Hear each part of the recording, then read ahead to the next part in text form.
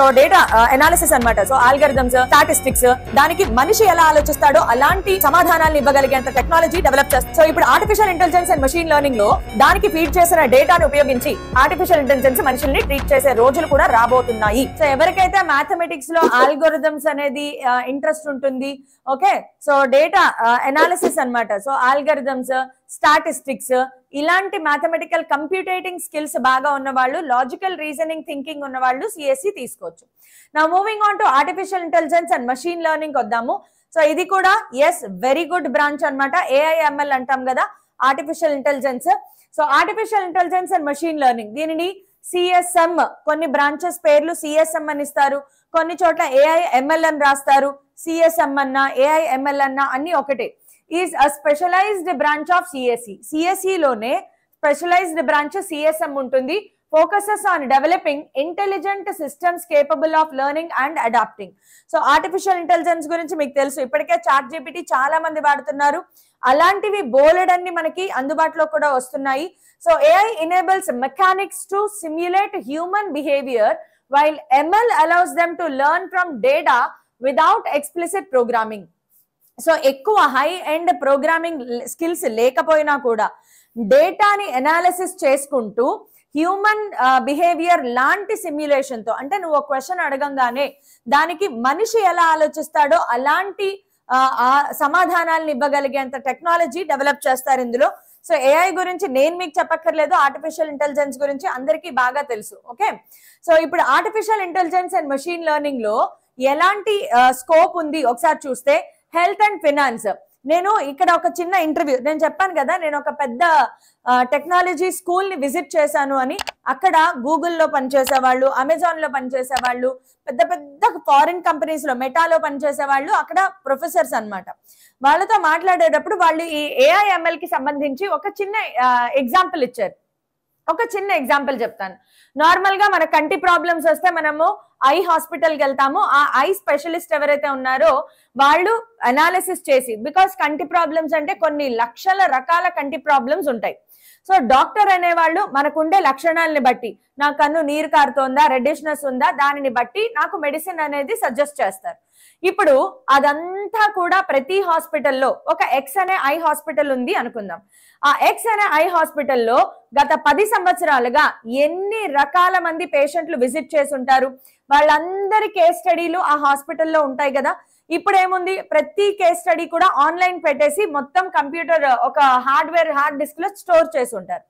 ఒక కంపెనీ వాళ్ళు ఏం చేస్తారంటే, సర్వే కంపెనీ వాళ్ళు ఎవరైనా సరే ఇలాంటి హాస్పిటల్ ని విజిట్ చేసి వాళ్ళ దగ్గర నుంచి డేటా తీసుకుంటారు. ఇలా ఎక్స్ అనే హాస్పిటల్, వై అనే హాస్పిటల్, జెడ్ అనే హాస్పిటల్, ఇలా ప్రతి హాస్పిటల్ నుంచి, ఐ హాస్పిటల్స్ నుంచి డేటా కలెక్ట్ చేసి ఆ డేటాని అనాలిసిస్ చేసి ఆర్టిఫిషియల్ ఇంటెలిజెన్స్ తో ఒక యాప్ తయారు చేస్తారు. ఇంకా డాక్టర్ తో పని లేదనమాట. రేపటి నుంచి, నెక్స్ట్ రేపు అన్నది అంటే ఫ్యూచర్ లో డాక్టర్ ప్లేస్ లో ఒక రోబో ఉంటుంది. ఆ రోబోకి మొత్తం డేటాని ఫీడ్ చేసేస్తారు ఆర్టిఫిషియల్ ఇంటెలిజెన్స్. ఏదైతే ఈ ఎక్స్ వై జెడ్ హాస్పిటల్ నుంచి డేటా కలెక్ట్ చేశారో అదంతా కూడా దానికి ఫీడ్ చేస్తారు. సో ఇప్పుడు ఒక రోగి వెళ్ళినప్పుడు వాడి లక్షణాలను బట్టి దానికి ఫీడ్ చేసిన డేటాను ఉపయోగించి ఆర్టిఫిషియల్ ఇంటెలిజెన్స్ మనుషుల్ని ట్రీట్ చేసే రోజులు కూడా రాబోతున్నాయి. సో అలాంటి డేటా అనాలిసిస్ అన్నమాట. సో హెల్త్ అండ్ ఫైనాన్స్ లో ఇలాంటి data analysis and artificial intelligence చాలా బాగుంటుంది. AI driven diagnostics, robotic surgeries and personalised medicine, fraud detection, automated trading, share market లో ఇప్పటికే ఏఐ వచ్చేసింది. నువ్వు ఎందులో పెట్టుబడితే ఎలా బాగుంటుంది, షేర్ మార్కెట్ అనాలిసిస్ మొత్తం కూడా ఏఐ వచ్చేస్తుంది అనమాట. Autonomous systems and cyber security, so self driving cars, drones and intelligent robotics, AI powered threat detection and prevention, cyber security ఇక్కడ వస్తుంది అనమాట. సో ఏఐఎంఎల్ నేర్చుకునే వాడికి రాబోయే రోజుల్లో అంటే ఆర్టిఫిషియల్ ఇంటెలిజెన్స్ ని ఎలా వాడాలి అది నేర్చుకున్నా కూడా నీకు మంచి జాబ్ ఆపర్చునిటీస్ ఉంటాయి. Education, AI tutors, adaptive learning and automated grading. So రేపన్న రోజు ఒక 5 years 10 years తర్వాత కేఆర్డి మ్యామ్ ప్లేస్ లో ఒక రోబో నిలబడి ఉంటుంది. ఆ రోబో పిల్లలకి క్లాసులు చెప్పేస్తూ ఉంటుంది అనమాట. So AIML super booming industry. ఇందులో roles of artificial intelligence and machine learning engineer అవ్వచ్చు, డేటా సైంటిస్ట్ అవ్వచ్చు, ఏఐ లేదా మెషిన్ లెర్నింగ్ ఇంజనీర్ అవ్వచ్చు, రోబోటిక్స్ ఇంజనీర్ అవ్వచ్చు, ఏఐ ప్రొడక్ట్ మేనేజర్ అవ్వచ్చు, కంప్యూటర్ విజన్ ఇంజనీర్ అవ్వచ్చు, ఇంకా ఎన్నో ఎన్నో ఇవన్నీ కూడా మీకు వచ్చే జాబ్ ఆపర్చునిటీస్ అన్నమాట. నెక్స్ట్ ఈ ఏఐఎంఎల్ లో మనకి టాప్ కాలేజెస్ లో కట్ ఆఫ్స్ ఎలా ఉన్నాయి, మళ్ళీ ఒకసారి చూడండి. టాప్ కాలేజెస్ లో కట్ ఆఫ్స్ ఎలా ఉన్నాయి. ఏఐఎంఎల్ కి వచ్చేటప్పటికి ఇక్కడ కూడా దాదాపుగా మీకు 10,000 లోపు ర్యాంక్ ఉండాల్సింది. సిఎస్ఎం లో మీకు సీట్ రావాలి అంటే సిఎస్ఎం లేదా ఏఐఎంఎల్ లో సీట్ రావాలి. టాప్ 10 కాలేజెస్ లో అనుకుంటే గనక బిలో 10,000 ర్యాంక్ రావాలి. ఒకవేళ మీకు బిలో 15,000 20,000 వచ్చినా కూడా టాప్ 20 టాప్ 25 కాలేజెస్ లో మీకు సీట్ అనేది వచ్చే అవకాశాలు ఉంటాయి.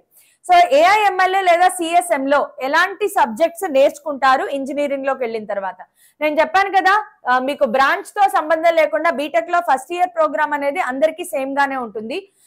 Then programming for problem solving, తర్వాత Python, data structure and algorithms, artificial intelligence, machine learning, deep learning, natural language processing, data mining, big data analytics, neural networks, reinforcement learning and computer vision.